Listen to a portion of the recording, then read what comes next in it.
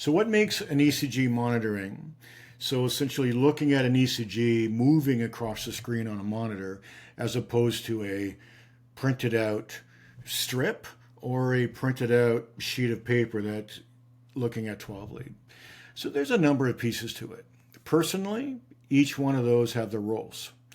But monitoring has in particularly probably the most important early role, because monitoring, at least by frequency alone, you'll look at that strip hundreds of times over hours, hundreds. You'll just glance, and what you're doing is you're doing it quick, using your environment and using what you know of what's going on with the people, and you look up and you just, yeah, it fits, yes, it fits, yes, it fits. You go, whoa, ooh, that did not fit. Right? And then you actually go and follow that pathway and inquire a bit more. Monitoring gives you that.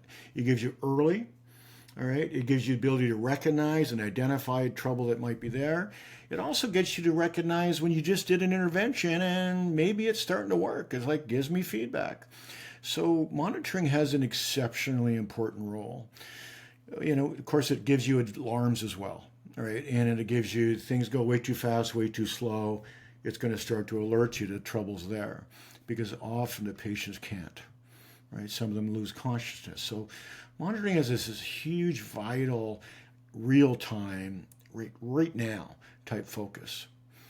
Now, the printed strip is usually where we have time, right? So, this is not, I printed a strip in the middle of this. It's like, oh, hold on, I know, right? We're doing CPR. It's going to take me a minute or two to get that strip and read it. It's like, that's not really the moment. The strip is there usually after the fact, where you have time and you're going to write it down. Sometimes we use the strip to look closer because it's hard to see things on a monitor that's moving. So we have a strip for that. But at the monitor is, I have to say personally, it seems to be way more important than a printed strip. But if you're trying to get a record, that has an exceptionally important role. And if you want to be able to look closer and slow down and stop, it's a good role. 12 lead gives you 12 different views. And a 12 lead most often is related to someone who's experienced what we could call an acute coronary syndrome. But what we're really talking about is, a coronary artery partial to complete occlusion. The 12 lead gives you 12 different views on the heart, whereas a single monitor usually gives you one or sometimes two. And of course, a printed strip, usually the same, one, sometimes two, most often one. 12 lead gives me 12 all at the same time.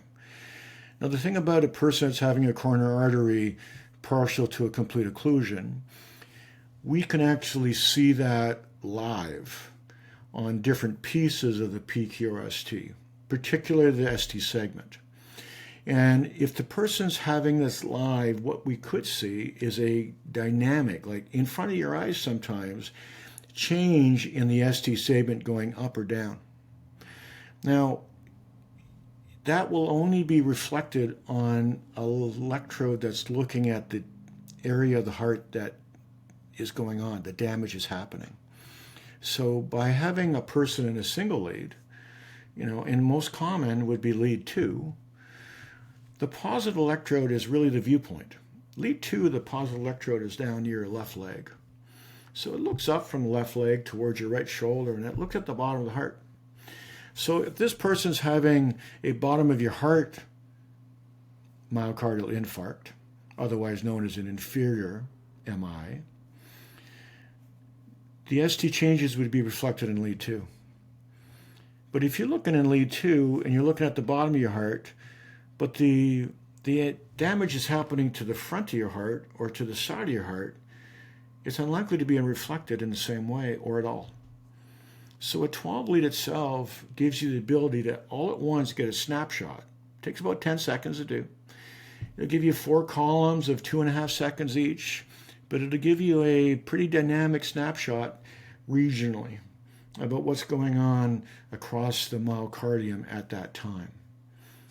So these are all 3 aspects have the roles. But if you're looking at the 12 lead or you're looking at the monitor, both have an exceptionally important role. The monitor could save a life. The 12 lead could save a life. Right? The rhythm strip, if you're really looking at what's it going on and look at it closely.